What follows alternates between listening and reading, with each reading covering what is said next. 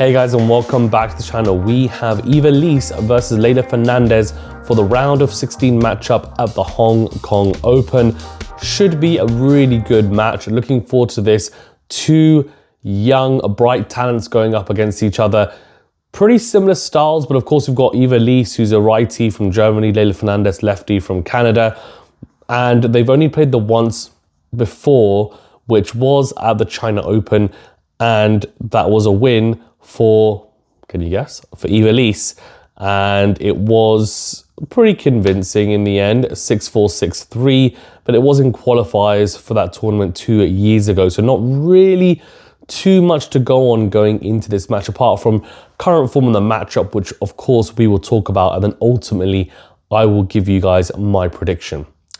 Before we do get into it though, of course, do remember to that like button, do subscribe if you are new, and do leave a rating or review if you're listening on a podcast platform. Appreciate each and every one of you. Thank you for your support. So, Eva Lys, let's start off with her. So she is coming into this after beating Sidorova in the first round, 6-love, 6-3, very convincing win there. And now Eva Lys, look, I mean, I'm looking at her most recent results. Some good wins, Starodub-Saver, Golubic in the qualifying for the Japan Open. Bolter, straight sets. Bolter has been in the best of form, just lost to Eva Lys, to Alexandra Ayala, even, at the Hong Kong Open today. She lost 1-1 to Mboko, but she's been in good form. And at the China Open, made the quarterfinals, lost to Coco.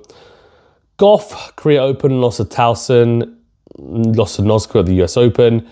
So she's had some pretty good runs. I mean, if we look at her, I think it's her China Open run, she beat Rybakina en route to those quarterfinals. So she's having a career best season. I mean, it's a breakthrough year for her.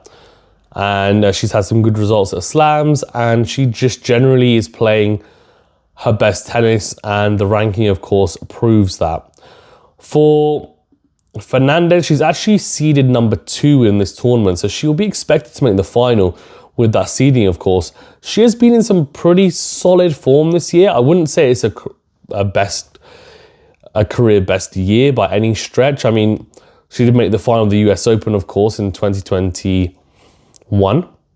But in saying that, I don't know, maybe this has been a more consistent year, and she struggled, I think, year on year to really find that run of results to just kick her on and really be a consistent top 20, top 15 player. And I think she's now starting to get back into that groove and starting to really, I think, prove her worth on tour as a player that is consistent. Some decent results. Lost to Sabalenka in the third round of the US Open. Of course, no shame in that. At the US Open, Sabalenka went on to win it. China Open, she lost to the eventual champion Coco Gauff, took a set off a very tight match in 3 sets. Wuhan lost to Osaka in the first round, 3-set win for Osaka again. That was no shame in that. And then she actually won a tournament in Japan and beat Valentova in the final. Then some decent wins, but not players that you would say are extremely challenging for someone of her pedigree.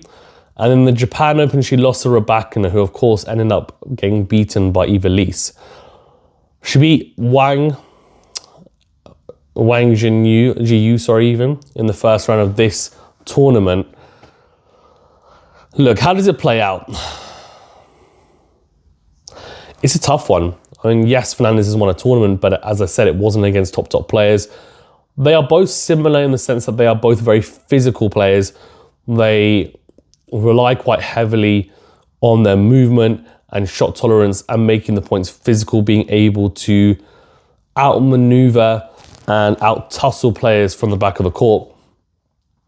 Fernandez is, of course, quite crafty with the lefty slice serve and also just the lefty forehand generally. She finds some good angles on both the forehand and backhand wing.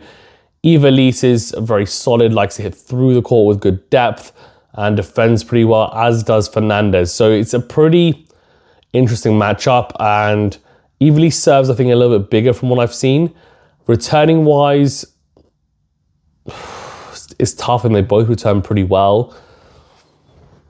I think this match is really going to be won or lost on who's able to implement their game plan better than the other, because I do genuinely believe this match up is quite an even one, to be honest, as I think about how the match might play out and really imagine what the rallies might look like. Obviously, we'll see the Eva Lys forehand into the backhand of Fernandez. It's a very flat backhand from Fernandez and it's very effective.